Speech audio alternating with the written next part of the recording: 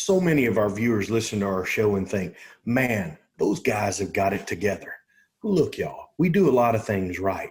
But believe you me, when I say that's because we've done a lot of things wrong or had things just flat out go wrong.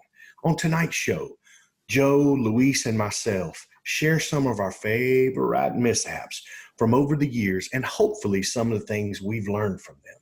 It's elk hunting lemons to lemonade. That along with our shout outs and a very special thank you and questions from our ElkBros mailbox. So my friends, pull up a chair, adjust your volumes just right, and welcome to Blue Collar Elk Hunting. Welcome to Blue Collar Elk Hunting, brought to you by ElkBros.com, with your host Gilbert Ornelas and elk hunting coach Joe Gilly. You want to hunt elk, and they live to hunt elk. Their goal is to share with you what they have learned grinding it out for over 35 seasons, doing what they love. So come on into camp and set a spell. Welcome to Blue Collar Elk Hunters.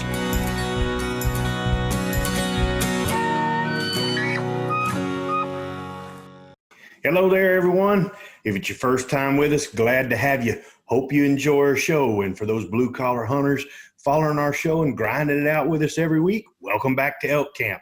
I'm Gilbert Ornelas, the host of your show, coming to you from Spring, Texas, and from Katy, Texas, one of the leaders of the Venezuelan Mafia, Luis Gonzalez, and our elk hunting coach, Joe Gilly from Cimarron, New Mexico. What's going on, fellas? Hey, guys. Hey, Big O, what is going on, man? Big O is in the house, back from OKC. The girls lit it up this weekend up in Tulsa, and the college ranks are going wild, man. It was it's awesome. One for the record and books. For you guys sure. Not being able to watch this on YouTube and just listening, Big Beto, because of the scars of his coaching techniques, is now left looking like a big raccoon. Rocky raccoon. I swear, man, looks like the dude went and fell asleep on the beach with sunglasses on, man. He's got a fry, if you guys know me, this is like trademark, right? I mean, I got a boss. Well, he's no longer my boss, but I used to have a boss who would just freak out at my raccoon eyes, man. He'd think I was fishing every day. And he was partly right. But at the end of the day, man, you got to wear good lenses to look this good. and talking about the Venezuelan Mafia, I was just on, I was a guest on the Where to Hunt podcast, and they were talking about the ElkBros, and I brought up, I said, yeah, we have Luis Gonzalez and Manano Grateron, our Venezuelan Mafia. I can't tell you about the Venezuelan Mafia because then I'll have to kill you. I'd tell you more, but I'd have to kill you, man. People are asking. We tell you more, but we're protecting your life by not. Yeah, people want to know, Luis. People want to know, man. I like the mysterious thoughts of the mafia behind it, but trust me, there's nothing. There's no mafia there. It's just two dudes.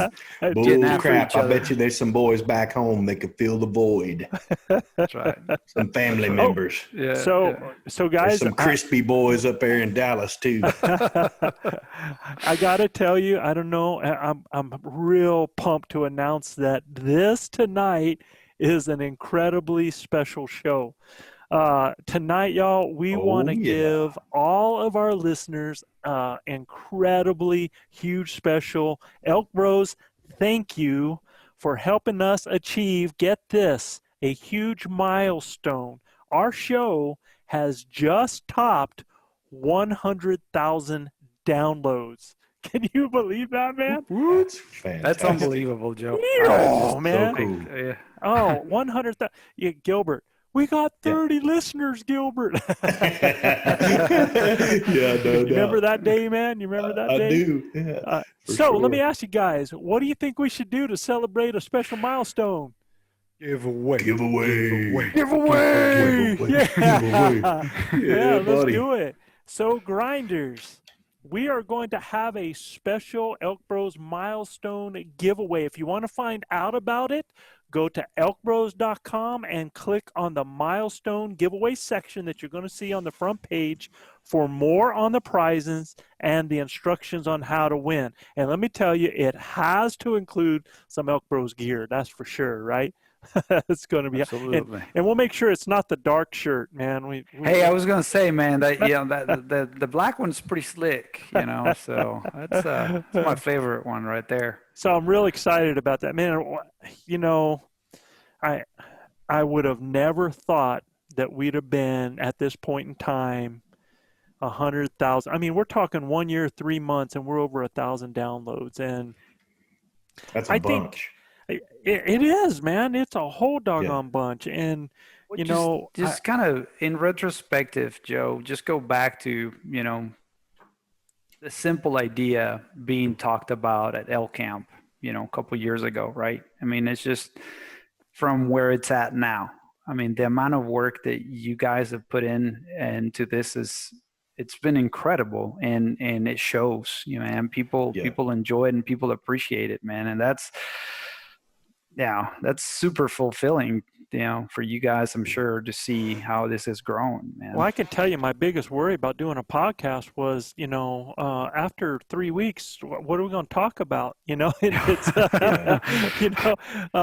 but Yeah. it's amazing how many nuances and how many things that we do or that we know about that a lot of times you just take for granted, and that so many people are looking for some of those things that God, I just take for granted sometimes. And I think it's so cool because, a lot of times, Luis, I get your perspective, I get Gilbert's perspective, I get Chav's perspective, all these different levels. And then there's Manano, man, Yeah. coming in. Brendan Houlihan, who's on his adventure right now.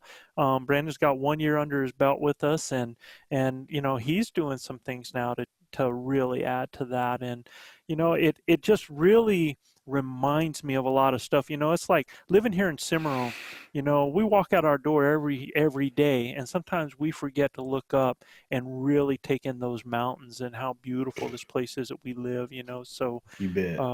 I think the best thing about doing this is it has helped remind me of a lot of the things that are special to me and special to us as a group. So Talking about the things that are important, the things that you enjoy, the things that you like, one of my favorite things to do when I start driving up into the mountains is to lower the windows in my car and just take the fresh Air. Yeah. air in, and just how good it smells, man.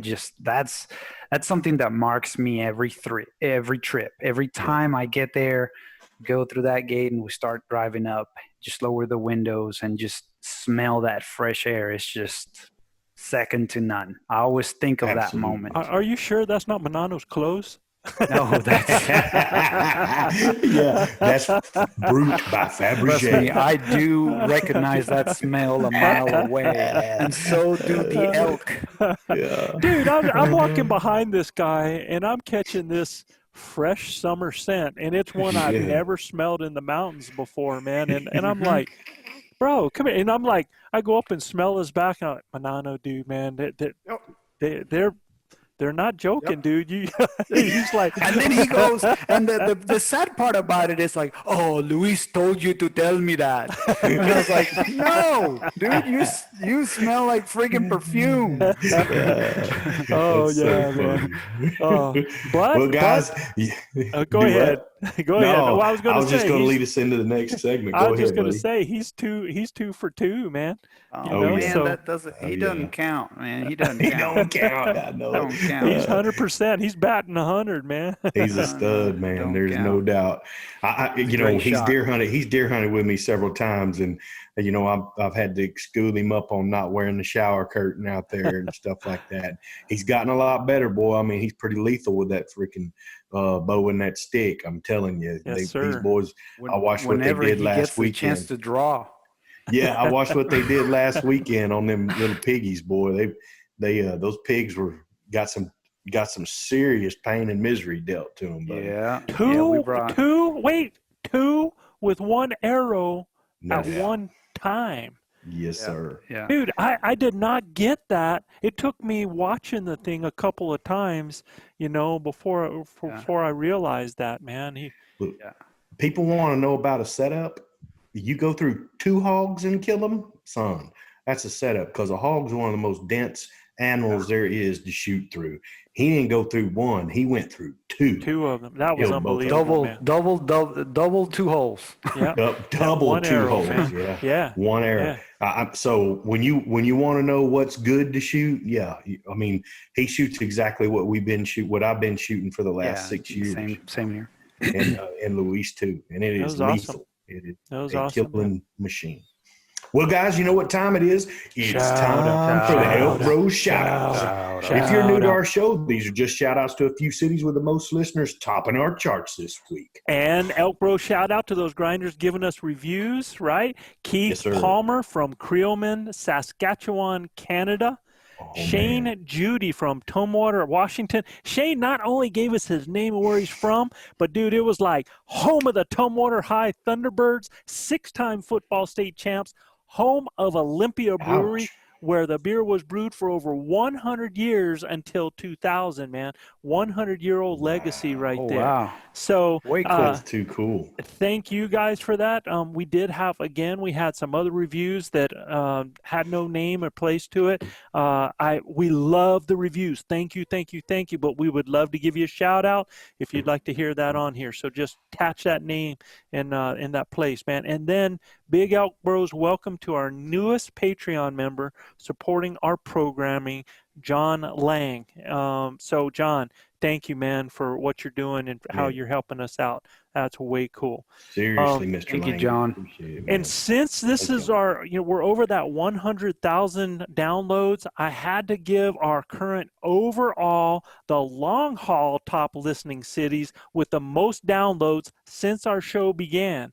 And guess, drum roll, please. In the lead, first up is Big D, Dallas, Texas, man. Wow, get down. Very cool. Texas showing out. Yeah. No, it's not because of Manano, because he never listens to the podcast. No, he doesn't. He hasn't learned anything, has he, man? No. He's like, dude, I'm batting 1,000. I don't need nothing. He's always telling me, 100%. Joel, I'm trying. And there's been a battle between them and our close second. Man, it's gone back and forth over this last year. Up second currently right now, Denver, Colorado, man. Awesome. The other Big D, man, is rocking out. Third, and this rocked me right here. I thought this was so cool. The third top listening overall is Chicago, Illinois. Get out. The Windy City's in the house. The Windy City is just putting it out there, man. Minneapolis, Minnesota is fourth. And in fifth, battling Salt Lake City for the position, is Portland, Oregon, bringing up the fifth place spot there, man. These have been our long haul guys. How cool is that, huh? Very cool. Very cool. Isn't that cool? And we're going to have to give a Elk Bro shout out to our overall long haul top listening countries with the most downloads since our show began. And up first, our brothers and sisters up to the north with a strong lead, Canada leading it out. Australia is the runner-up position. United Kingdom is third. Get this, fourth place, Japan. What? Oh, my gosh. Yeah, fourth place, Japan. And in fifth is Mexico, with Austria making a big move to jump into that top five, man. So look out, man. That's too cool. That is so cool. So this is, so I'm sorry, and maybe you said this. These are the top countries, including the U.S. or after the U.S.? No, after the U.S. After the U.S. Oh, gotcha. Outside the U.S. Outside of the U.S. Gotcha. Yeah, outside of the United States. These are other countries, our top listening countries outside of the U.S., man. And believe it or not, it's the numbers of listens that we've had from different countries. We've had 58 different countries listening to the show. So I don't know. We got a brother or sister over there in Uganda. We've got, I mean, we're like all over the doggone place, man. It's really, really cool. So now for this week's top listening cities.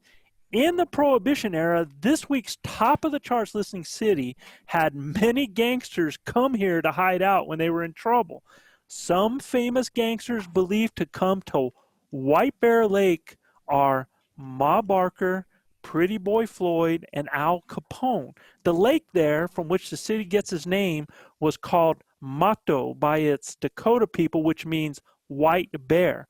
Legend has it that an Indian brave rescued his love from a fierce white bear, and their children for many years played upon the skin of the white bear.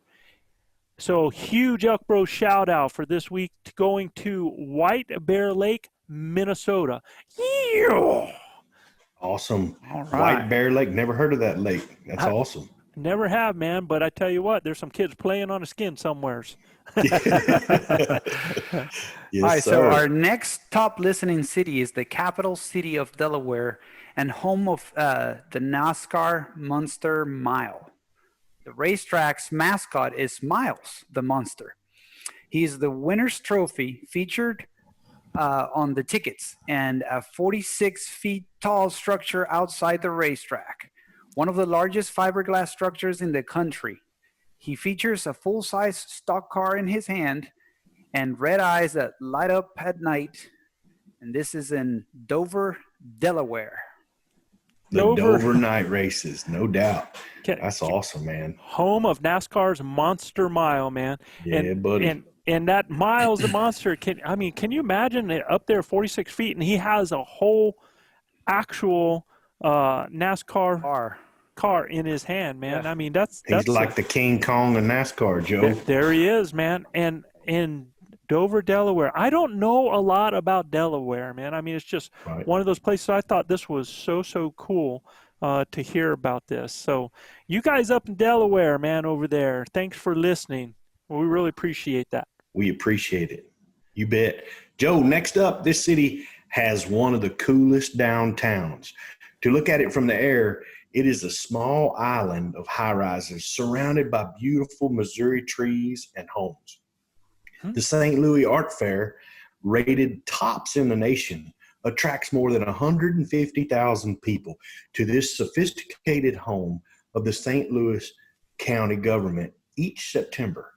Tucked between gleaming high-rises, local boutiques, historic homes, and sprawling Shaw Park are all kinds of unique restaurants, coffee shops, and bars in none other than Clayton, Missouri. Clayton, Missouri.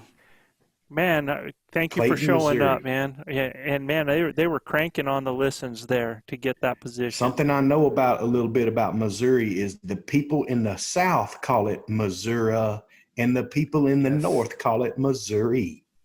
Yes, sir. Yeah, I think you actually mentioned that in one of the podcasts, previous podcasts too, like one of the first few where we started doing shout outs. I do remember that comment coming from you for sure. I'd like to get some people from each side to have that debate over which one's the correct pronunciation, man. Well, I have a really good friend of mine who's a coach up in Marshall, Missouri. And I imagine I could get him on the podcast. His name is Jason Markham, and he coaches at Missouri Valley College. And I'm sure he'd be willing to stand in it. And then I have another one in Cape Girardeau, in Missouri, and his name is Ken Redburn. And at the end of the day, these guys coach college softball, but I bet you they got a pretty good handle on if they say Missouri or Missouri. Yeah, man, and we'd have to have the Battle of the Missours there, man. Yeah. That'd be awesome. Battle of Mizzou. There you go, man. All right. Up next, this city is a small seaside town in the Pacific Northwest that is known for its whale watching. And the ferry there will take you across the Strait of Juan de Fuca to Victoria Island, British Columbia. And for those football fans out there, this top listening city is also the birthplace of Hall of Famer John Elway. At the time, Elway's father, Jack, was the head of football coach at the local high school, Port Angeles, Washington. Hey, and funny that this one was for me to read this time, Joe, because I have actually been there. I did take that same ferry from Port Angeles into Victoria when I was an exchange student in Oregon. Me too, Pretty bro. cool. Me too. Yeah, Oh, pretty yeah? cool. Yeah, yeah. Loretta and I, we flew into Seattle for our anniversary. We Yes. we took the ferries all the way to Port Angeles, going across the country over there, Yeah. and then we took it across over to Victoria Island and stayed there for a couple of days. What an incredible trip it was, Oh man. yes, it's so beautiful out there. So beautiful. Joe, do you have to pass customs when you come Yes. back? You No, do?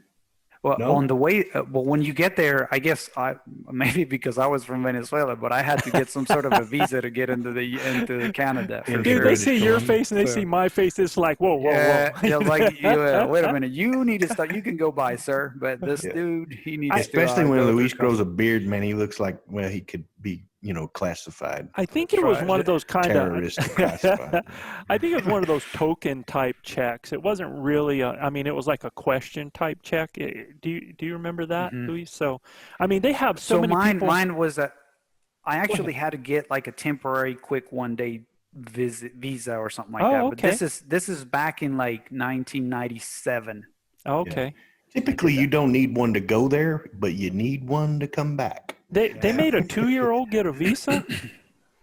Thank you, Joe. Appreciate it, man. I know I look that young, but I'm not that young. Hey, but I think we're missing an important point here, man. We're talking John Elway. We're No talking doubt. That's Mr. One right. of the best ever. Denver Bronco, man. I mean, Yeah.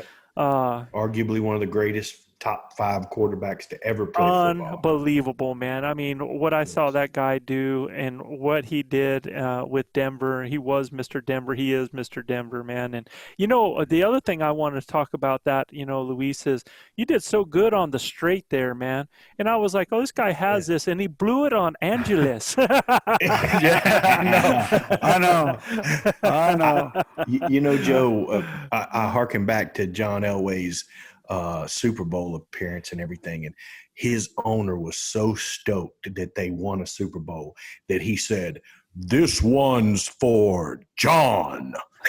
That's what he said, dude. It was so awesome, man. That's cool, man. He wanted him to win a Super Bowl so bad. He hadn't won one, and I'll never forget. He got on the microphone. He's got everybody staring him down, and he just breaks out, "This one's for John." That's cool, dude. I'd have been like, "Drop the mic, bro." Yeah, that's Walk. it. Yeah, that's awesome, Oh, man. cool. And coming up on our last one here, last but not least, and I've got to say, I want to give a shout out to our brother Chav because he's not here tonight. Bro, we're missing you that you're not here. His name was on this to say this one, and it's nothing bad. Chav went through a procedure today, took a lot out of him, so he'll be joining us again next week.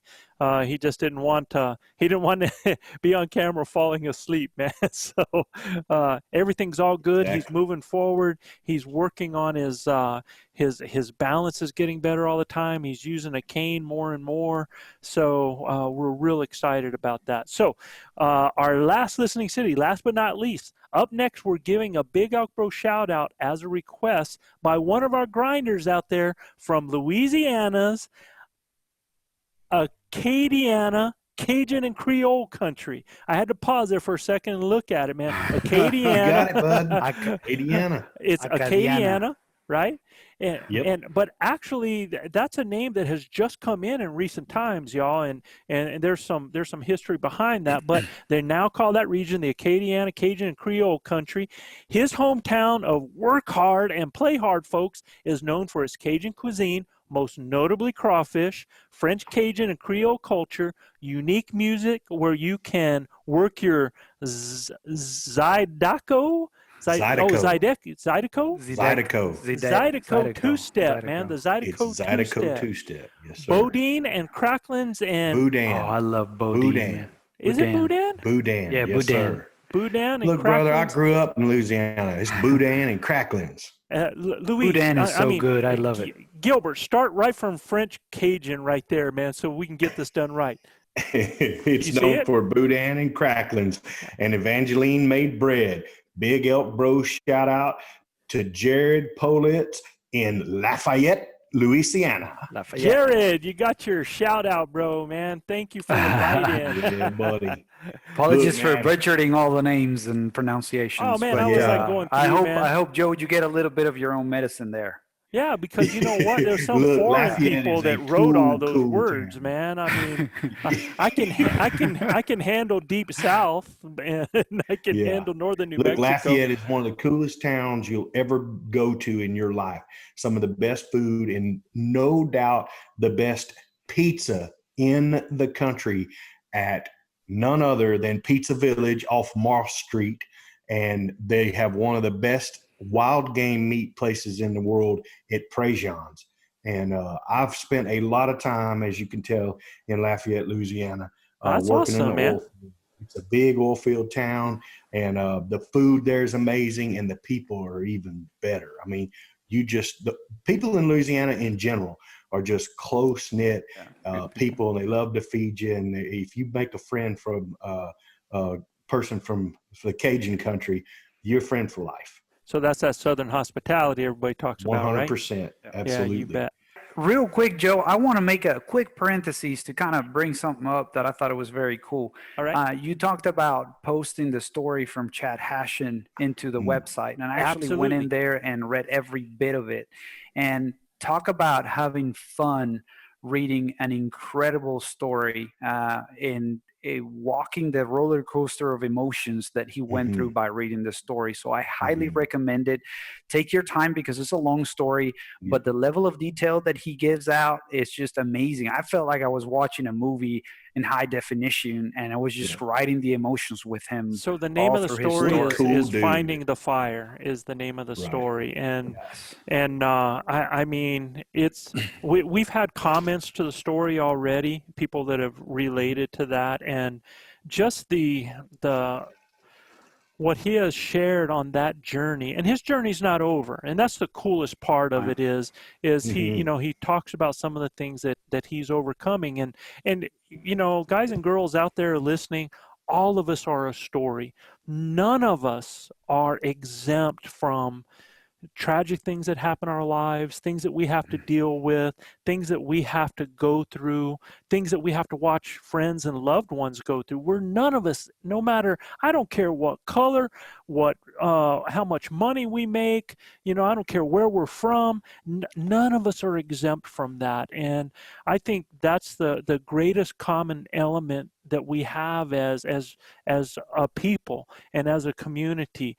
And his story and what he shared is just a shining example of what this young man, and I'm allowed to call him that, what he has gone through in his life, and what he has understood in his life, and what he has worked to overcome, and the fact that he has done that. And so the story Finding the Fire is an incredible one to really look at it and to gain perspective for all of us. So I think most importantly, one of the things that you touched on, and Joe, is how he dealt with the difficulties that life threw at him, and how, you know, he's what he has done to overcome that. Because and I want to also put out there is that it also shows that we don't all deal with adversity the same way. You know, we don't all. Some people, when they have tragic things in their lives, want to stay away from whatever was involved in that tragedy, and some want to get, you know, they want to go back to it to connect with people they did. However, and whatever, all of this is a very personal journey that we have, and a personal relationship. With our own self, man, and finding that out. So I think that's another thing, another lesson that I got from that as well, is that a lot of people try to assume what it was going to take for him to get beyond, and he had to find his own way. It's just amazing how he put it all together, his ups and downs and the level of details, and I highly recommend. It's a good read for sure. And thank you, Chad, for sharing that with all of us. For Absolutely, sure. It took our site to another level, man. Yeah. Yes, sir. Absolutely. You betcha. So, well, guys, you know, next up's our today's topic, Joe. And I think we've all learned a whole lot. Some people might think we get it right all the time, but I can guarantee you it's from what we've done wrong to get it right. Isn't that kind of true, Joe? Yeah, absolutely. And I think this is an important episode. And the importance of this episode is for all of you guys, whether you're first year, fifth year, sixth year, 10th, 15th year, to Yeah, understand that life is a learning process and we learn from mistakes. The reason that we do this show, the reason that we do this podcast is to help some of you guys not have to go through some of the things that we've already gone through, man. We're trying to give you that head up. We're trying to flatten that learning curve and give you correct. that head start. But, a lot of times you guys are seeing the finished product here. And I mean, you, you Yeah, see, we I can make mean, it look pretty. we went we're on state land, hunting and public property, and we went 4 out of 5 last year, man. And Yeah, I don't say 4 out of 6 because our brother Chav was severely handicapped with some things, and no uh, doubt. and Five for we five on attempts. yeah we Shot Five for five. opportunity for sure. Yeah, oh man, we 100%. were pretty close to going 100%. And Yeah. people look at, I actually had somebody that once sent me an IG and said that, man, these what these guys are talking about is not real. It doesn't happen like this. And I remember that. I remember that. And and, I'm like, oh, bro, oh what? man, I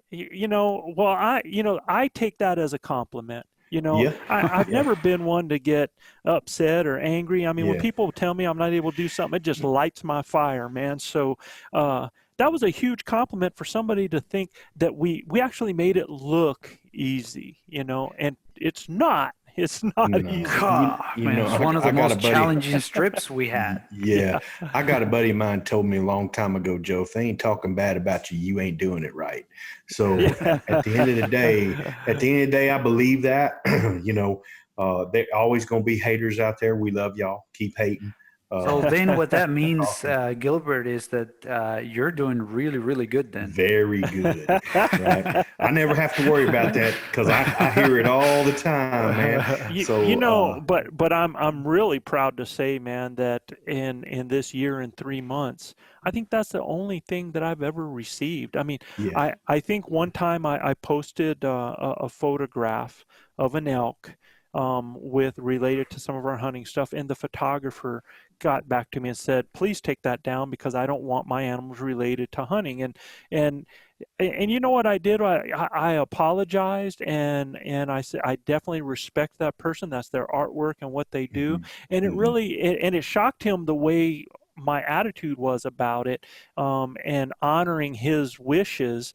And I think that's what we should do a lot of in this world. And it actually opened up a conversation, and a hmm positive conversation. So sure. like you always say, Gilbert, at the end of the day, we're all Mhm. ambassadors, man, in this We life. are. And I only know of those 2 times, that one guy there. We've had so much positive feedback that I Yeah, feel really blessed that the type of people we have out there in this community man. following We us and the should. things that they do, man. We So should. when we talk about mishaps, you want to go first, Gilbert? You want me to go first, man? Huh? That's totally up to you, brother. You the show moderator. You run Well, as it. old as I am, I probably have in these years, I probably have a few more. And I mean, I tell you what, I got some stories outside of elk hunting, man, that would Yeah, just blow your mind. I mean, chasing antelope with the bow, and some of them that me and yeah, Chav have done. But I tell you, when it comes to elk hunting, one of the most important lessons that I ever learned was it's one of our earliest elk hunts. And when we took a look at the area, we did the scouting like everybody does, and we looked on the map and we saw where everybody drives in. And so we're driving a vehicle of ours that we dubbed Blackie. You'll hear Chav talk about Blackie all the time. It was a Nissan uh, King Cab pickup, and at that time, Nissan, they're a smaller vehicle. They're a mid-sized vehicle, right? bet. And we picked up Blackie as our hunting vehicle for $2,000. Cost Chav 1,000, cost me 1,000 to have a truck to hunt in, man. We were so stoked because Blackie could take a beating, man. And so Right. we decided to go into some of the roughest country, and we were going to go in and do what other people, we were going to go all the way to the back, man. We were going to take that, go all the way through, everybody goes in, get past all the entry area, you know, what most people would term kind of like a trailhead, the entryway into this hunting area. And our plan was to go 10, 12, 15 miles back, and we were going to hunt in high cotton in that backcountry and get away from everybody. Well, we're going in. It is one of the wettest Septembers on record, right? And as we're going in, I'm rubbernecking. I'm looking at, God dang, Chav, look at the acorns of the trees and stuff. And I'm going like this. And what I didn't notice, and I don't know if you guys in Texas get the size of these red ant hills that can take place here in New Mexico. But there was a red ant hill off to the side, evidently next to a spring that got soaked from all of this. And that anthill had to be, I don't know, probably good 6 foot in diameter. And I'm not paying attention, and my hand goes off, and I drive off into this, just a little off of the trail, because it's not really a road that we drive on up there. And my tires hit that anthill, and whoom. Now, we are 1 mile into getting to where we want to go. 1 mile, man, is how far we made it. And we are buried to the axles. So we get out, and we don't have a winch, man. Blackie cost us $2,000. You think we got anything? Right. We're eating bologna and peanut butter, right? And we're hunting in tennis shoes, and we are about as low income hunter as you can get, right? So we take a look at that, and we look there, and Chav looked at me, and I looked at him, and it was, we ain't going nowhere. So we decided to make lemon out of lemonades, and we said, camping here. So we actually put up a little tent right off the side. We said, well, we'll just camp here and hunt from here until somebody drives through here to pull us out, right? Yep. Nobody showed up for 3 days.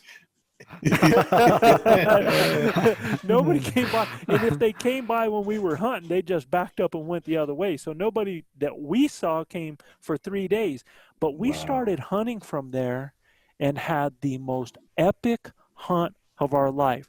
Gilbert, it was only a mile from where you killed your bull, I killed my bull, and that's our first time that we discovered that everybody was driving by the elk, man. That it taught us a huge lesson, because we had that mentality that we weren't going to be successful until we went all the way to the back. So so somebody shows up 3 days later, and they're like, you want us to pull us out? Yeah, please, because we got to pull up so we can just set up camp right here, man. And we stayed there, and that was one of our first successful hunts that we had in that area there. And very cool. It was so awesome, man. But I mean, if you could have seen you're all excited to get in all the way back there. Yeah. You've got all your gear and all the stuff, and packed in this beat up old pickup, and that taught us a huge lesson that day, man. It was huge. And it's funny you say that, Joe, because I've felt lately, I mean, I haven't been hardcore hunting, as I call it, for more than 3 years. I used to do a lot back home, but it wasn't anything like what I'm doing now. But the thing is that I've noticed that there seems to be a tendency when things completely go wrong in a hunt, those seem to be the most successful hunts. Things have a way of turning around and just, I mean, Gilbert, going back to the first deer I killed with my bow at your ranch, you know, that morning was crazy. You know, everything that could go wrong that morning went wrong. Murphy's we forgot, Law. You know, several things. You know, the cows came in, and I had to get out and spook them out. And I'm like, oh crap, this whole day is going to go to crap. And sure enough, the one deer that we were looking for was the one that showed up that one day, and it was an epic hunt. You know, so from a complete disaster to an epic hunt, all there is just the willingness of continuing to grind to see what happens. One of the most successful hunts me and Gilbert had, one of the first times we got to hunt together, Gilbert talks about when we see these elk and we get into them on the dark. And he's like, "Oh, Joe, I think I see some elk there." You know, we both killed an elk on that hunt, but I had the worst luck, dude. I am driving the four-wheeler through an area, and palo, what most people would call like kind of a small log, a stick about yay big, and it was about this big around, blunt on each end. I'm driving, and somehow, some way, the front tire on the four wheeler hit that log, flipped it over the front, and I kid you not, that thing blunted me right in the mouth. It did. Knocked me Yes, sir. backwards into Gilbert, dude, and I'm Yeah. bleeding and stuff like that. I'm like, what the heck? Gilbert, you Yeah. hit me, man. I thought somebody was in the woods and slapped him in the face with a log. I'm like, man, somebody doesn't want us hunting here, Joe. I'm like, oh my gosh, I couldn't believe that, man. And that same hunt, you talk about bad luck. I ended up with a pop tire on the four wheeler Yep. at night when we're trying to go recover an animal. I puncture a tire. I have to, because it's on the weekend, I leave camp. We're talking about I drive out into Angel Fire, New Mexico, and had to drive from Angel Fire all the way to Pueblo, Colorado to get a tire for that four wheeler because there was none anywhere in the area to there. Driving back, I park at a place to check for some tires on there, Yes. and they don't have what I need, and I go to back out. Unbeknownst to me, somebody's parked a motorcycle behind my truck, and I back over this dude's motorcycle, right? That And I'm like, sucks. so now I'm having to deal with insurance, and this guy's like, "You done trashed Oh. my truck," and things almost went a little western there because I apologized a few times that I take care of it, and the fellas kept saying some other things I might have to do, and things were starting to get a little bit riled up because I done gone as far as Yeah. I was going to go, right? And so Sure. now we're finally done with that, and we're driving back. We're heading to camp, and we're doing pretty good. And I'm probably only 5 miles from being able to take the turn off to go in there, and woo! Oh my I God. get pulled over for speeding, No man. way. I mean, I 100% true. it's like Yeah. it's like I look at Chav and I go, can it be any worse? He's like, Joe, shut up, man. So, Just because he could. oh man, yeah, Yeah, man. yeah. Well, That I was mean, a rough deal. very similar to all of that is what happened last year. I mean, we have a series of unfortunate events, Yeah, one right after absolutely. the other, that we were just like, what the heck is going on? You know, it's almost like force majeure acting Yeah. against the hunt. It really was. You know, in one of those scenarios that has, I would say, haunted me, one of the biggest mule deer I ever seen in my life. I was hunting with the late Carl Gamage in New Mexico. We were elk hunting, and he happened to, I happened to draw a deer tag that year, and he told me, he said, "Look, man," he said, "there's some big deer on this ranch, and there ain't a lot of them, but if we see one, I'd really like the meat, and won't charge you a thing if you can keep the horns." And I was like, man, that's a deal. You know, we're always looking for a deal. So I said, that's a deal. So we get done that morning on our elk hunt and everything, and we're coming down, but we were way up top, and we were coming down. And sure enough, about 6 mule deer stood up below us. And when I say below us, they were way down below us, probably 65 or 80 yards. And we saw one stand up, and he had a really nice rack. And Carl said, man, he's like 71 yards. And I'm like, okay. So we just decided we're going to ease on down there. They're not really spooked. They're looking in our direction, but they're not really spooked. So this is a pretty good one. It's probably a 160-inch mule deer. I mean, he's really good buck. So, and he's kind of facing me. So I don't really like that shot. But we get down there, and we close the gap to 40 yards, I want to say. 40 yards. He 37, I think, or 39, something like that. Real close to 40. So he says 40 yards, right? Or 39 yards, 39, 40 yards. His rangefinder's going back and forth. So I'm just standing there looking at the deer, and the deer just turns broadside. All of a sudden, he just turns broadside, and I mean, he's giving me the, oh, come on, right here, big boy. So I draw back and center my 40-yard pin right in the wheelhouse. Poof!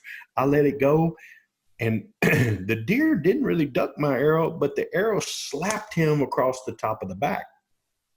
To Carl's chagrin, he thought I just flat missed. And to that point, as an archer, I had never missed an animal. I mean, ever, like in my life, missed an animal with that bow. Never have. And that bow is a Bowtech Tribute that I've killed a lot of animals with. I still have is my backup bow today.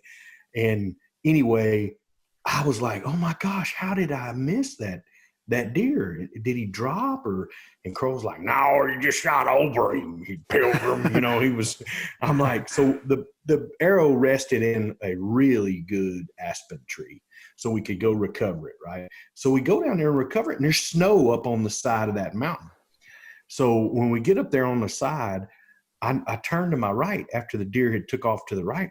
When we start down, 3 bigger bucks stand up, okay? I mean, gigantic deer. And they run off, and Carl's like, I knew there was going to be some more of them right here, So I get over there to where the arrow is, and I look on the arrow, and there's meat and hair on the arrow. And I'm like, I hit that dadgum. Oh, you did not. I watched it go right over his back. I said, no, there's hair on this arrow.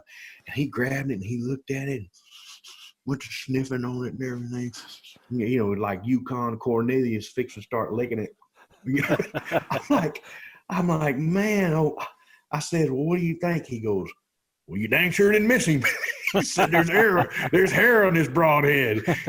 So we went to tracking him, and I just slapped him across the top of the back in the meat, and there was a little bit of blood, and we followed it as far as we could, and it just ran out, right? So I'd never shot, and look, this was straight down below us. I'd never taken a shot straight down below me like that. So we got back to camp, and I was smart enough and to think about it. I went and got up on the hill that was in front of camp and shot straight down. I put a target down there at 40 yards. Mm-hmm. And Joe, I could use my 20-yard pin and shoot 40 yards, right? It was easy. And I'm like, that's why. When I shoot a 40-yard pin at that 40 yards down, it would sail right over the top of it. Right. I'm like, Because it wasn't rising and then falling. It went up and just stayed there, right?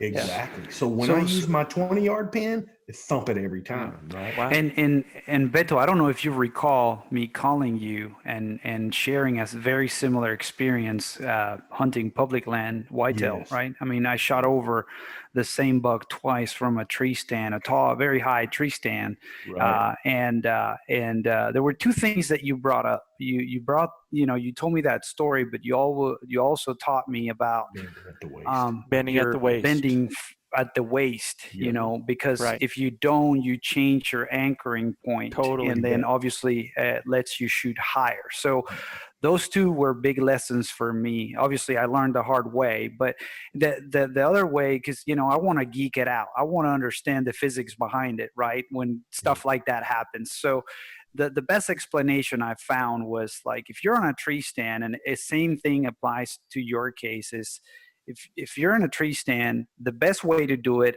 if the land is completely flat and your target is in front of you and you're up high in the tree, the best way to measure the actual distance is not from where you are to where the animal is, which is obviously going to be a longer trajectory, but really the pin that you have to use for us pin shooters, it will be from the base of the tree of where you're at to where the animal is on the ground at the same level.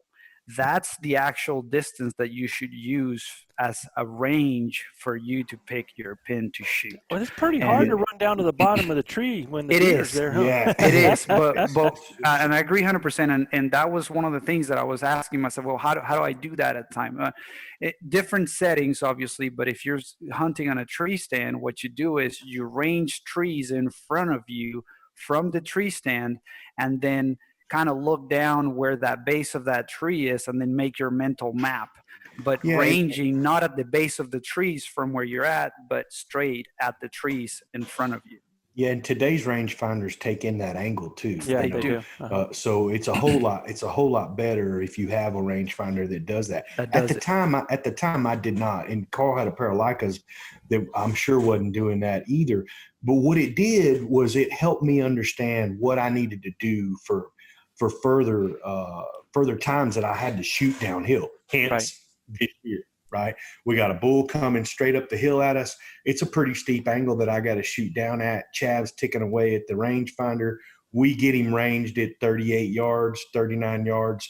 He's ticking away at it. Right.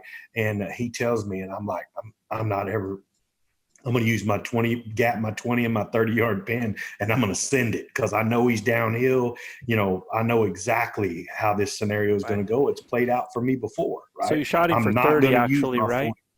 I did, shot him for 30, Right. and it center punched him, you know. So if I'd have shot my 40-yard pin at him, I'd have shot him way high.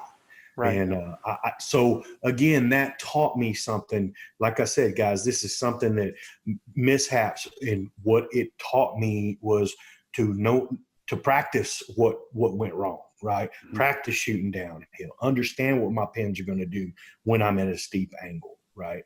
And that is a huge thing for me, because I probably wouldn't have killed that bull this year if I'd have shot him. That's very true.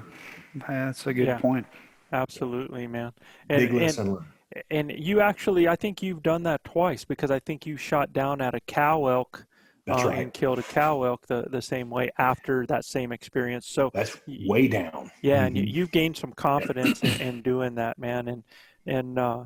You know, I think one of the lessons that you got out of that was it wasn't really about the equipment. It wasn't about the pins. That's where the hunter comes in, man. That's where that knowledge base comes in. So a story that relates to me on that is, well, you know, you've heard when guys talk about the number of elk that I've shot, they're keeping track of that, like guys that I've hunted with, right? And it almost got to at a point to be kind of like this pressure thing. Like I never even cared or thought about it. And they're guys like, yeah, you've done this for many days. Well, one year we're out there and it's Bob Hederman. You remember Bob Hederman and me and Chav? And he's the voice on our intro. Yeah, and we were hunting an area,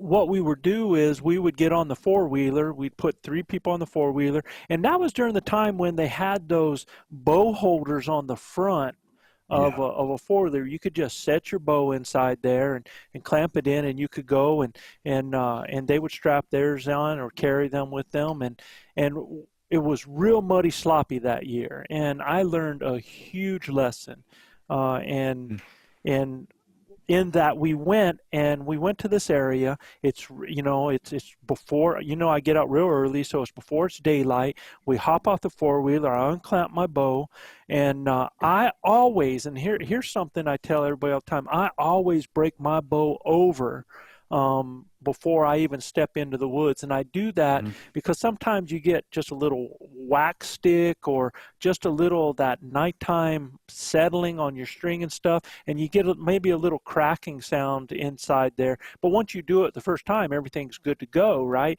So I always break it over to get out of any of that morning crackling out of it.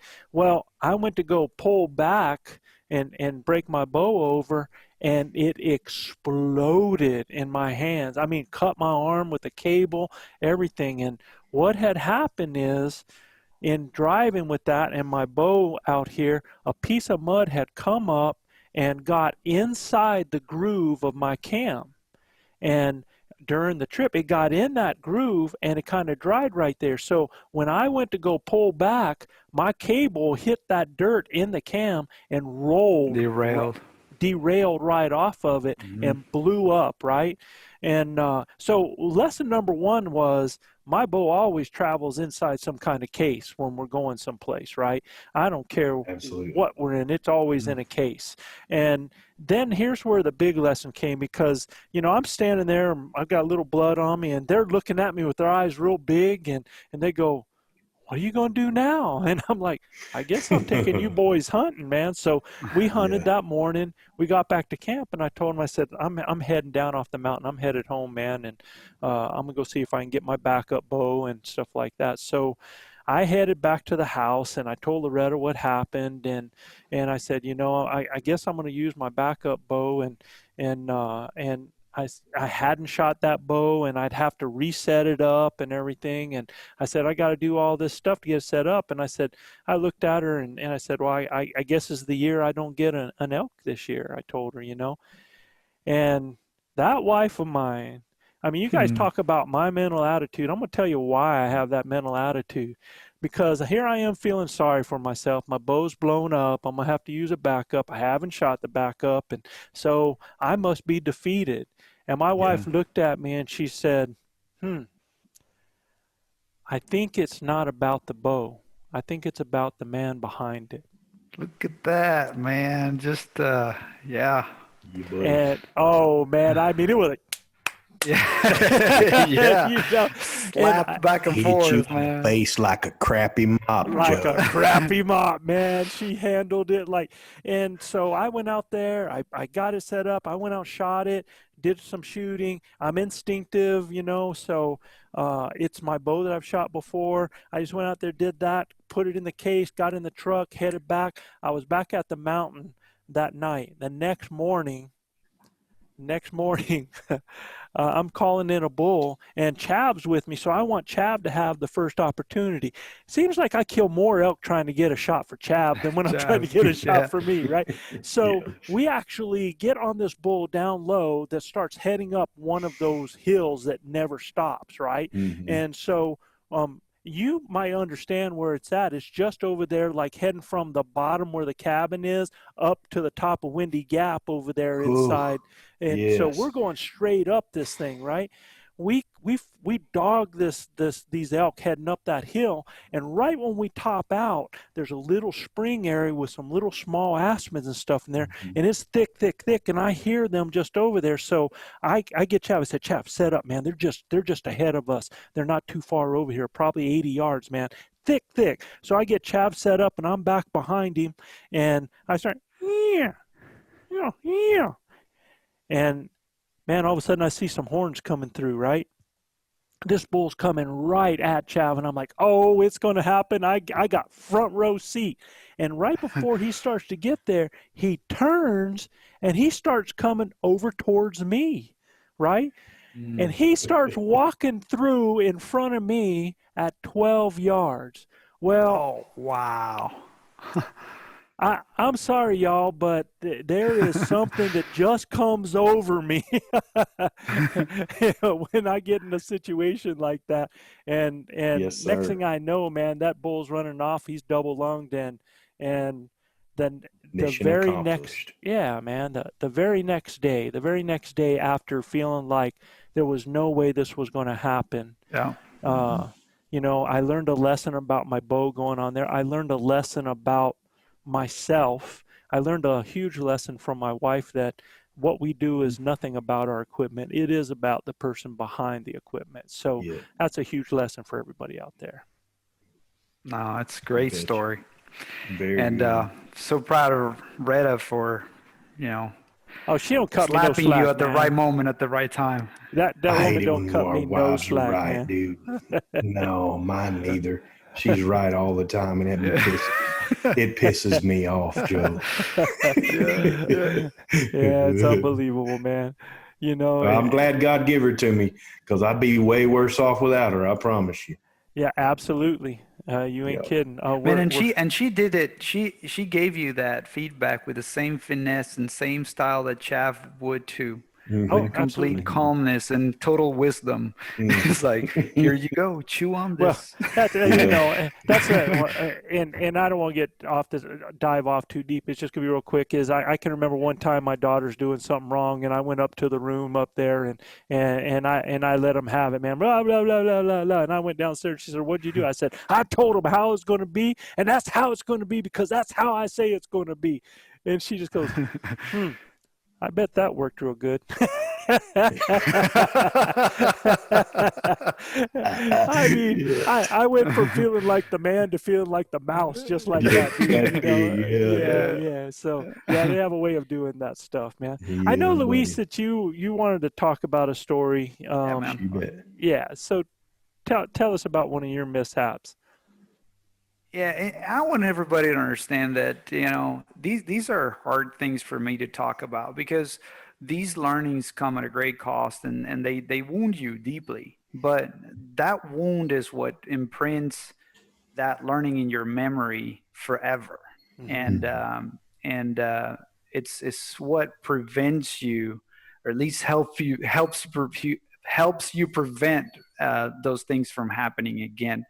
But yeah, I will never forget this story. And Joe, I was hunting with you. Mm-hmm. This was the very first year I went out there to hunt with you guys. And look, we've seen bulls. There, had been opportunities and stuff like that. But I hadn't had the first opportunity just yet. So here we go, walking along the road, and I remember that you were calling. It was very early in the morning, first thing in the morning, and Joe starts calling, just kind of trying to locate animals and some throwing some cow calls and stuff like that. And man, all of a sudden, we realize we have a bull walking towards us to our left, coming from behind, probably 40 yards, 30 yards away. Yeah, I thought it was about And 35. Yeah. Yeah. So he's staring right at us, and we're like frozen. We're like, what the hell? What do we do? So obviously, I'm a complete rookie. I'm not sure what to do. I just get my bow and knock an arrow, but he's kind of still looking at us, and then he kind of spooks. It's not like he completely spooks. He's just like, oh, I don't know. I'm not sure what the heck that is. So he kind of starts walking away and back from us. Yeah, and then Joe tries to stop him again, and then there is a set of bushes between us and the elk now, because we're on the road, set of bushes, and then the elk is on a clearing on the other side. I'm just going to, I want everybody to understand this is not a road like most people quantify a road. Right. It's a trail. It's a trail. Yeah. It's a trail. It's a trail. Mm-hmm. We're in the middle of the public land, Wilderness. public land. So yeah. So anyway, at this point, Joe obviously analyzing the situation and just trying to kind of give me an opportunity. He kind of janks me back by the backpack and puts me in a window, through a little window, through the bushes. As the elk was kind of walking by, he stops me, and then he goes, I'm going to stop him right on the window and then take the opportunity, And so everything happens just as he told me it was going to happen. But then at that point, I'm at full draw, and I didn't even think to range the animal. I'm a new hunter. I need that verification of that distance to feel comfortable about the shot. So I'm asking Joe, what's the distance? What's the distance? And so Joe gives me a range, and then obviously he's looking also through that kind of tunnel vision through those bushes, which could also be deceiving, right? So long short, I take a shot, and it looked like a good shot to me, but obviously wasn't, because I ended up tracking that animal for about, what do you say, Joe, 2.5 miles? Easy, up man. And down, up and down the mountain at 12 hours. And I want people to understand that if most people would have seen this shot anybody that would have seen this shot would have been raising their fist or high-fiving, because I mean it was right on the crease, man, where most people go to shoot. And the only thing is that that animal was quartering away on there. And man, so this is the first time I've ever seen a nocturnal knock.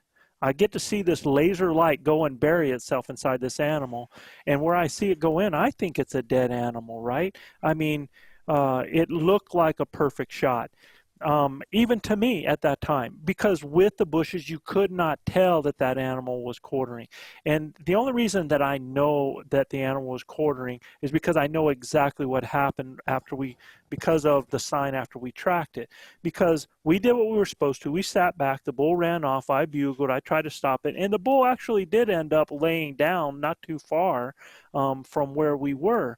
Let me tell you what, y'all, when we got up to start tracking this, it was like somebody took gallon buckets of blood and just whoom, whoom. I mean, just blood, an incredible blood trail. It was so incredible that as these guys were tracking, I pulled out my phone to video them because I knew they were going to walk up on this. You took my phone to video. Yeah, right. Yeah. Yeah. And because I knew that they were going to walk up on this bull.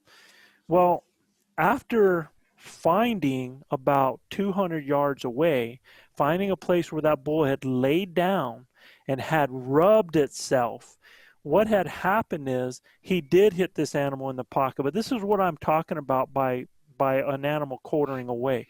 Luis had punched one lung and had come out the front shoulder of the other side there, missing the other lung.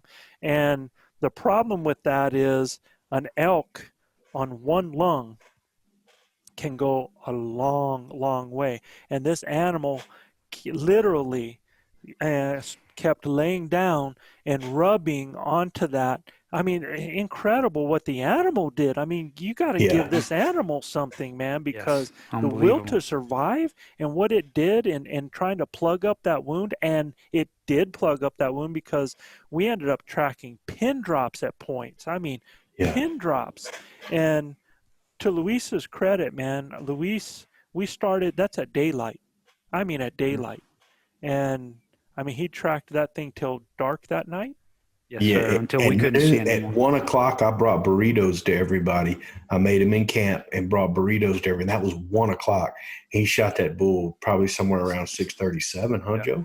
Yeah. I mean, it was first light. First light there. I mean, so we're 6 hours into it, and we went another 6 hours. I mean, it was 6 o'clock at night before we got done. And I'm going to let him take over how he felt about this in a second, but I know how he is, and he's not going to cut himself any slack. This was a very tough time. This was an incredible learning time for Luis, and it and really. I want to lessen that blow a little bit, because I really feel like now that I go back and think about that, Joe, I really feel like, y'all might have felt like you pushed the bull to get him up, but there are so many coyotes in that country that I feel like coyotes got him up, and they smelled that blood, or it could even have been a black bear got him up. And when he did get up, he lit out of that country in a very hasteful way, right? Like they can run a mile in, less than, a couple of minutes. And that's a long way in that country for us to be able to. I've guided for a long time, and we went out, and he went out the next day. We looked for birds. We tried everything, gridding, everything we could to find that animal. We never picked up any more blood on that. We never found any sign. I mean, if it was a fatal shot and he had bedded down, we would have had something on it, But I will tell you this, in hunting with Carl Gamage, one year we had a hunter that killed an elk that elk only had, when we cleaned and gutted that elk only had one lung. The other lung had been totally collapsed from a shot inside there. Yeah. And I mean, that's how strong these, now this animal was already starting to, at the time, even though he had healed up, he was starting to poison inside. He would eventually died from that wound, but we're talking 6 weeks. We're talking, Wow. 8 weeks, man. It's unbelievable. So, Mhm. incredible. So I'm going to let you have it back, bud. Yeah. Yeah. Yeah. So again, that's kind of the very first time that I went through the big roller coaster of emotions of, having a great shot, being super excited, can't wait to start tracking the animal to, oh my God, here's the blood trail. Here, we're gonna find it, this animal, it's bedded here, and then we lost track. And then it was like, oh my God, but I mean, how come is that animal still alive? I mean, it's just with all that blood, and then you find blood trail again, and then you get excited again, and then it's like you keep going and you keep going. So imagine this roller coaster of emotions going on Right. for 12 hours. There was a point in Yes. time where I told you guys keep on hunting. Yeah. I'm going to stay here, and I'm going to keep looking and keep tracking. And man, I'm not going to lie. I threw out several tears along the way, frustration and so many levels. But uh, you know, I making lemonade out of lemons. The biggest lesson, the biggest lesson for me. And look, I'm not a perfect hunter.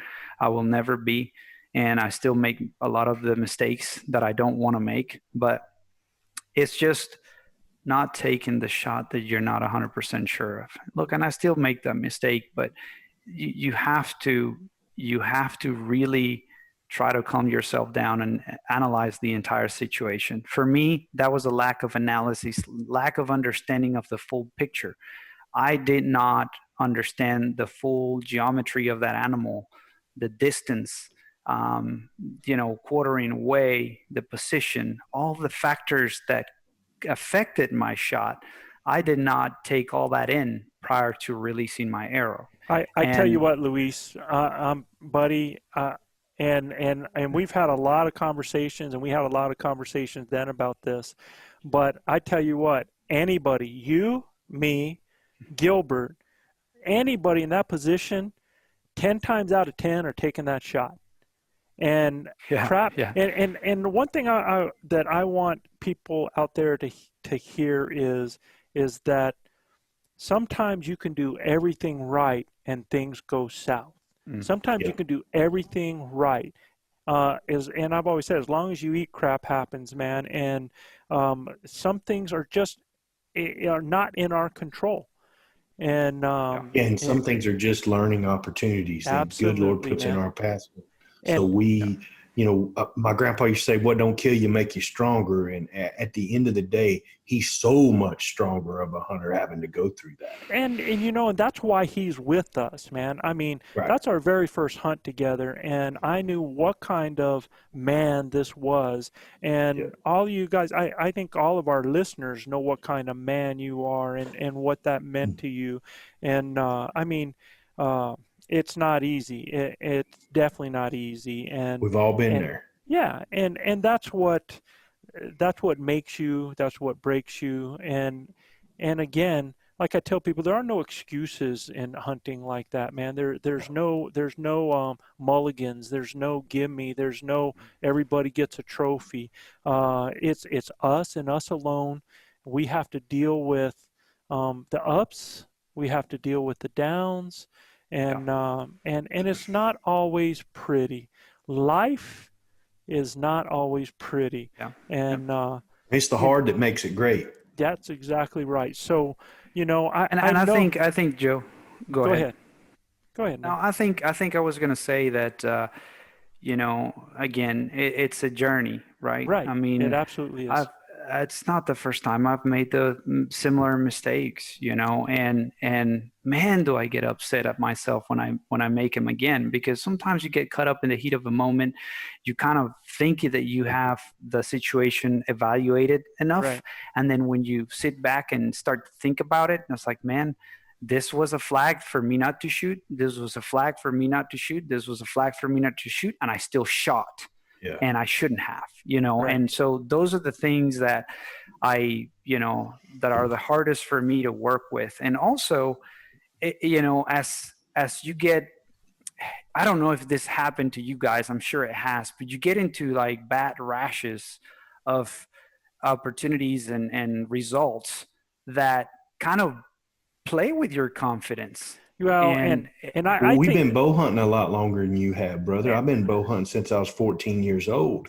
So we have a lot more of that crap so under I our mean, belt that we well, learn how to shake. I mean, you've been bow hunting what, 5 years and total, 3 years. really hard. Yeah. and So I think somebody can beat themselves up so much that they create yeah, scars, man. And so yeah. you start creating this.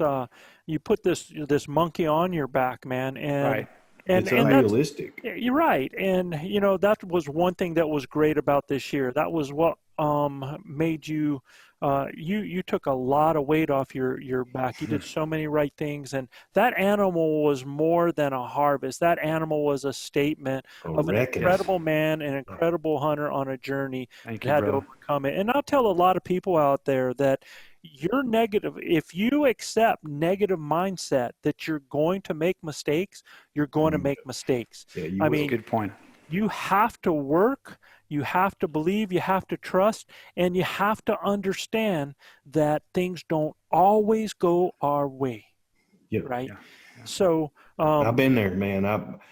Boy, my first starting out bow hunting career, I didn't know anything, man. I was just a kid teaching myself. My grandpa didn't bow hunt, but he rifle hunted. But I fell in love with it. My cousin and I flinging arrows at, we didn't have stuff that matched. I mean, we had different size arrows. We didn't have a rangefinder. I mean, got a little wind that way. yeah, I mean, it was just one of those things until I started refining absolutely what I did. Those experiences are what led me to where I am today. And look, when I first started elk hunting, it wasn't easy. First of all, I was way too big to be running up and down those mountains. Could I shoot? Absolutely, right. But I was hunting a elk, not any elk. And hunting with Joe, that just helped me tremendously because he had those kinds of that experience. I had the confidence, no doubt, to close the deal, right? But it was that confidence that because of all the mistakes I'd made before, brother, and you're where you're at today because of those mistakes. And yeah, Joe, I don't know if you recall it, but I remember you giving me advice once. I think I completely missed the mule deer, and I was like, you know what? I'm just gonna hang up the bow and I'm just gonna call it He was good, ready to get off the horse. and that's Yeah. it. I just, and I don't know if you recall. Do you recall what you told me about, just not continuing to hunt, Yeah. no, I'm not sure. I don't, man. it was along the lines. I don't remember the exact words, but it was along the lines that of that's the last thing you want to do is going to say that you're going to stop it because you've had a few mishaps. Right. The only way that you can make those wrongs right is by actually picking your bow back up and then getting after it and then correcting the wrongs with rights. And so eventually that continuous grind, I felt helped me get out of that mental block or that insecurity as a hunter that eventually just continue to get better and better. And it's so easy to fall back into that. And the reason why I'm being so open about this is because I'm sure there are hunters out there that feel the same way, that is like, man, what the heck, can't get things to go right for me. I can't get a good shot. I can't, recover my animal, so many things. And what happens with that though is because, and I want to be honest with this sometimes is really when you do something like that is what is it truly that you're upset about? Is it because you did not meet your qualification of what you think? Is it because you didn't feel like you lived up to somebody else's expectations? There's all of these things, and we just talked about this not too long ago when we talk about mental endurance and people coming across things. And you have two choices in life when you come across difficult things. You can withdraw from it. You can just shut down basically and say that's it, right?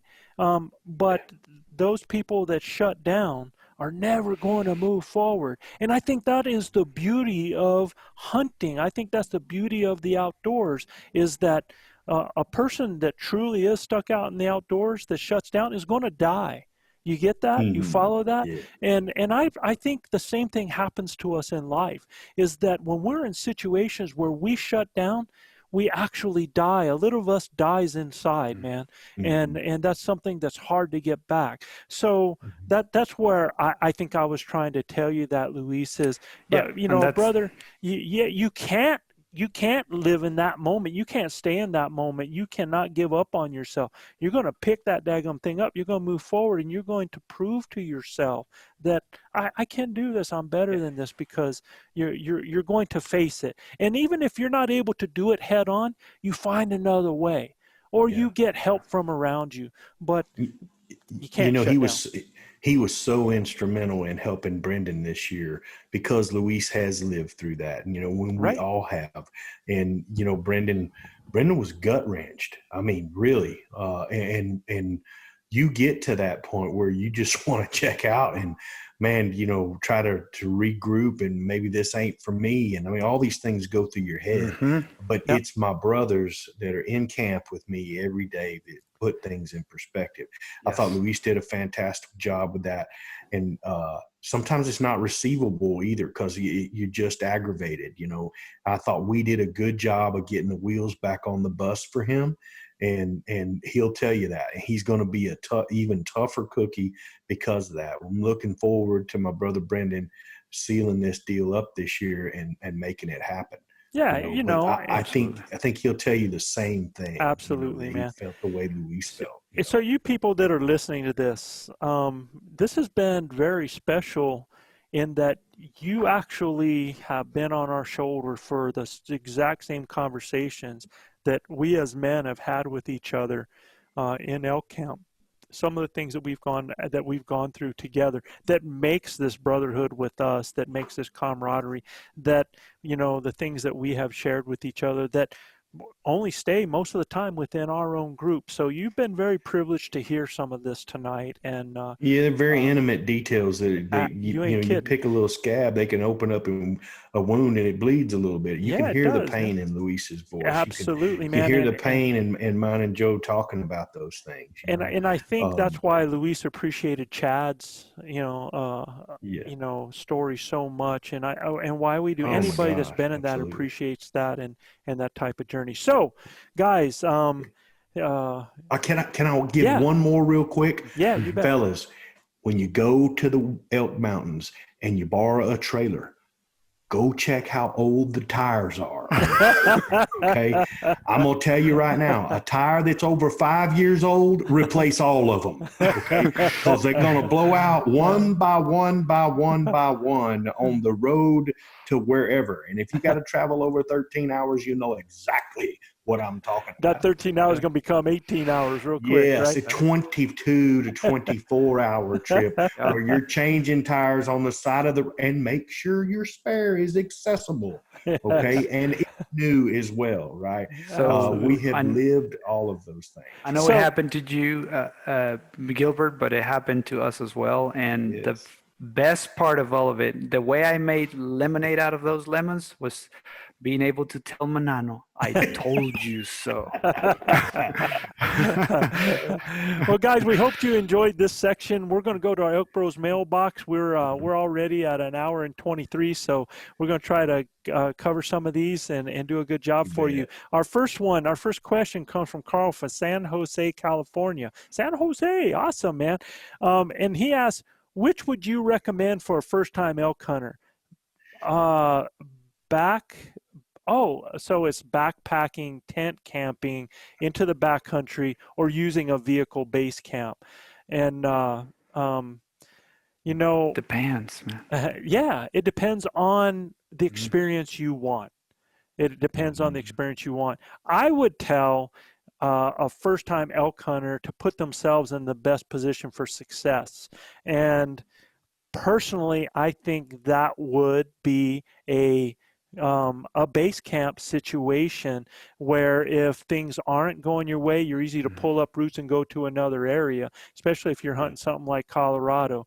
If you backpack and you're a first-time elk hunter, I want you to think about the things that are difficult already are you're trying to know how to elk hunt, one, and unless you are somebody that has already backpacked and backpack hunting into the backcountry, that in itself can be a trial and a tribulation.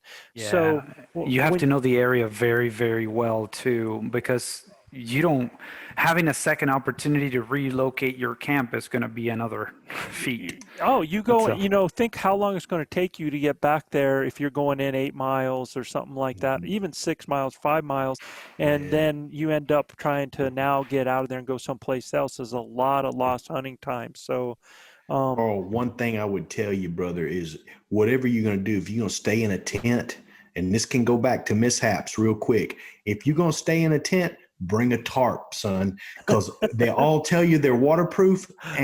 Don't believe man, it. but Bring did you your let own me down? tarp. I thought you were going to say, make sure you bring a pillow. Well, that too. But I'm gonna tell you right now, ain't nothing like waking up in the middle of the night when you got a river running through your tent, son.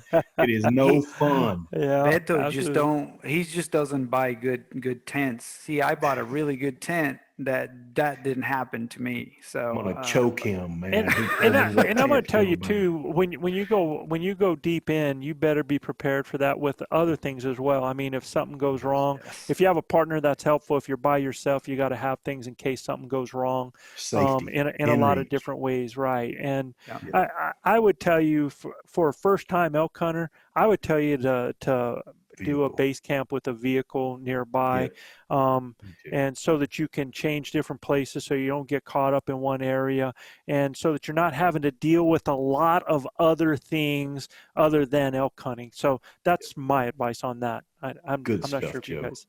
Um, the next one is from Chris Stevens from Lincoln, Nebraska.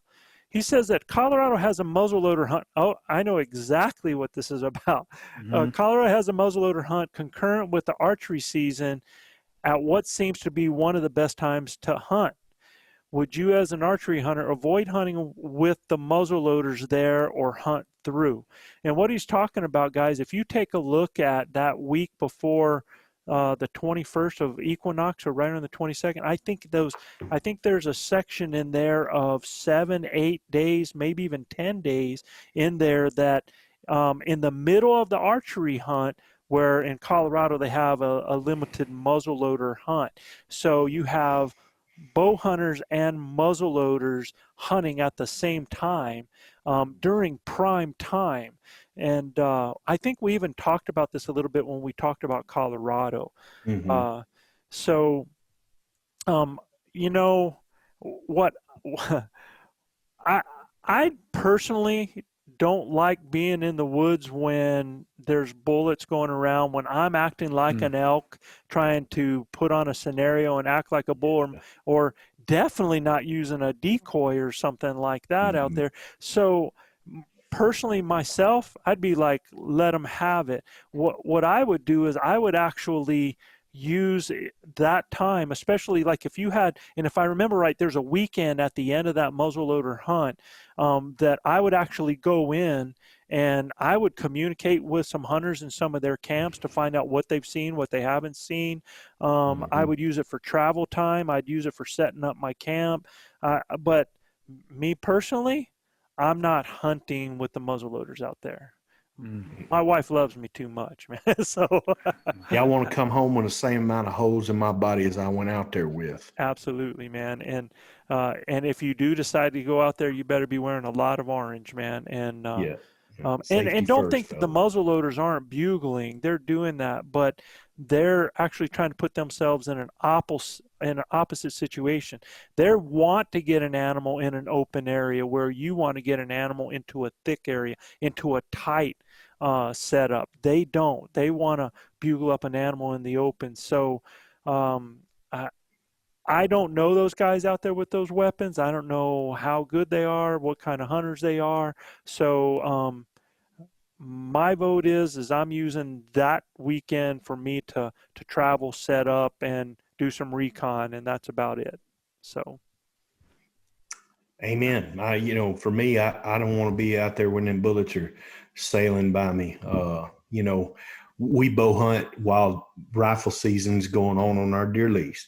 I happen to try to get away from everybody that's shooting a rifle. So I don't rifle hunt or bow hunt necessarily where a bunch of guys are going to be rifle hunting. So And are those try to guys get in tree away. stands, bro, when they're rifle When hunting? they're in Yes. elevated box blinds. All right. Yeah. So So you do have some control over angle and stuff like that, though, right? And you do, but it's still, it's a gift that keeps on giving. right. Even when it goes through an animal, it can go, half a mile, Joe. So Yeah.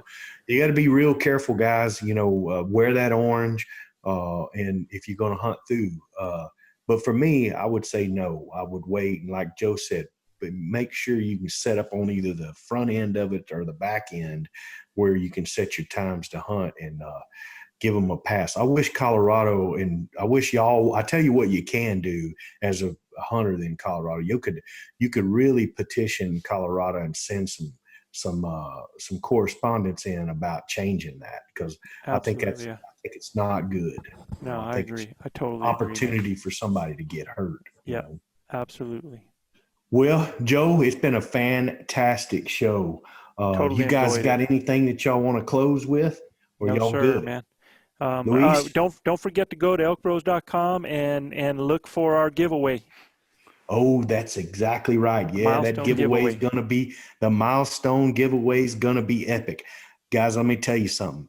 Joe has been working, and Chad, they've been working on our academy. It is going to be off the dadgum reservation. I'm telling you straight up, fellas. Y'all keep looking for that. Joe keeps working. We're working on the backside too with some more swag, and it's going to be awesome when it hits the shelf. We appreciate all our listeners out there sending their questions in. Guys, if you like what we do, please subscribe, rate, and review. You got to go to Apple Podcast or iTunes to review us, and you can check out more elk hunting content at ElkBros.com. And always understand, if you want a question aired on our show, we're going to go do some more live stuff for sure. But if you want a question aired on our show, just send it to info@elkbros.com. That's info@elkbros.com. Joe, another unbelievable show. I enjoyed it, Milestone man. show at that. Guys, thank you so much for what y'all did tonight, too. Yeah. Thank you. Hey, absolutely. I want to close with something that's real near and dear to my heart. You guys know I got a little ditty when I say it when I get out of here, but I really want everybody out there listening to our show to understand something. Love your neighbor above all things. Love your neighbor. Husbands, kiss your wives. Wives, kiss your husbands. Hug your babies. Keep your broadhead sharp and your powder dry. And we'll see you next week right here on Blue Collar Elk Hunting. Thank you, guys. Peace, y'all. Peace.